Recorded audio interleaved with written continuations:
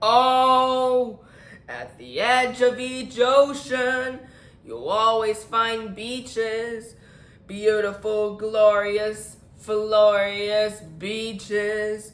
Where I meander on peacefulest beaches, I frequently find myself thinking of Sneetches. Sneet. Did you say Sneetches? Yes. S-N-E-E-T-C-H-E-S. Sneetches. O-S-N-E-E-T-C-H-E-S. Sneetches. Here we go. Now the star-belly Sneetches had bellies with stars. The plain-belly Sneetches had none upon theirs. Those stars weren't so big. They were really so small. You might think such a thing wouldn't matter at all.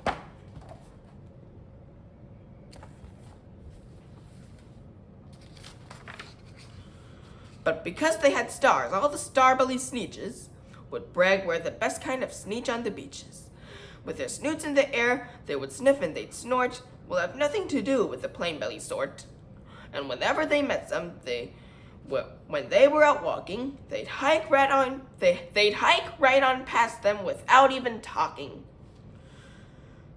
When the star-belly children went out to play ball, could a plain belly get in the game? Not at all. You only could play if your bellies had stars, and the plain belly children had none upon theirs.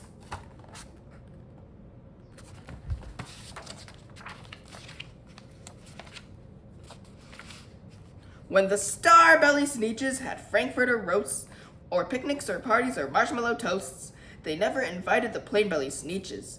They left them out cold in the dark of the beaches.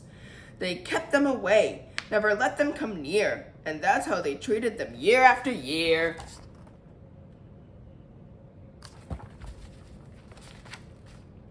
Then one day, it seems, while the plain-belly Sneetches were moping and doping alone on the beaches, just sitting there wishing their bellies had stars, a stranger zipped up in the strangest of cars. "My friends," he announced in a voice clear and keen, "my name is Sylvester McMonkey McBean, and I've heard of your troubles.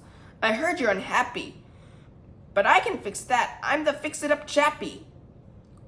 I've come here to help you. I have what you need, and my prices are low, and I work at great speed, and my work is 100% guaranteed."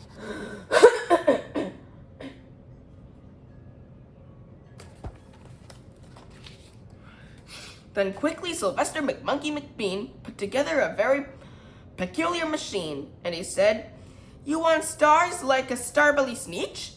My friends, you can have them for $3 each. Just pay me your money and hop right aboard." So they clambered inside. Then the big machine roared, and it clonked, and it bonked, and it jerked, and it barked, and it plopped them about. But the thing really worked. When the plain-belly Sneetches popped out, they had stars. They actually did. They had stars upon stars!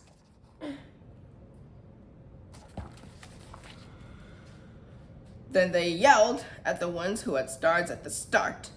"We're exactly like you. You can tell us apart. We're all just the same now, you snooty old smarties. And now we can go to your Frankfurter parties." "Good grief," groaned the ones who had stars at the first. We're still the best Sneetches, and they are the worst.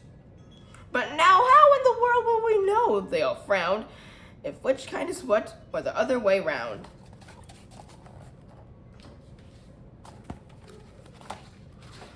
Then up came McBean with a very sly wink, and he said, "Things are not quite as bad as you think.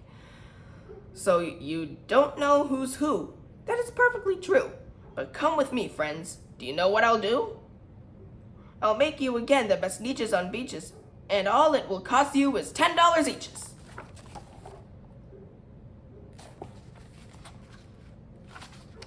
"Belly stars are no longer in style," said McBean. "What you need is a trip through my star-off machine.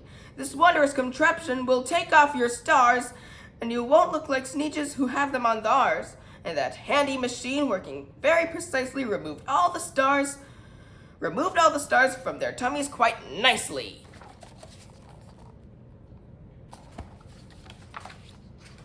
Then with snoots in the air, they paraded about, and they opened their beaks and they let out a shout. We know who is who, now there isn't a doubt. The best kind of Sneetches are Sneetches without. Then of course those with stars all got frighteningly mad. To be wearing a star now is frighteningly bad. Then of course old Sylvester McMonkey McBean invited them into his star-off machine. Then of course from then on, as you'll probably guess, things really got into a horrible mess.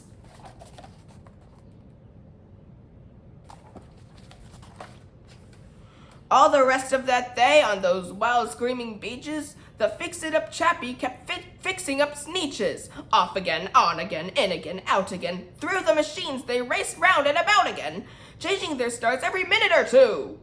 They kept paying money. They kept running through.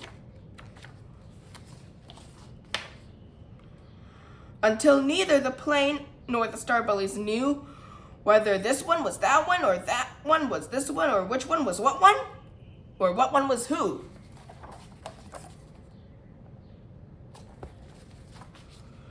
Then, when every last cent of their money was spent, the fix-it-up chappie packed up and he went.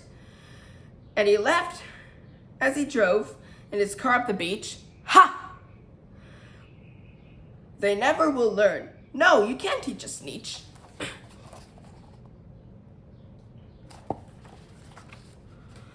But McBean was quite wrong. I'm quite happy to say that the Sneetches got really quite smart on that day, the day they decided that Sneetches are Sneetches, and no kind of Sneetch is the best on the beaches. That day all the Sneetches forgot about stars, and whether they had one or not upon theirs. And so, toast of the marshmallow stick. The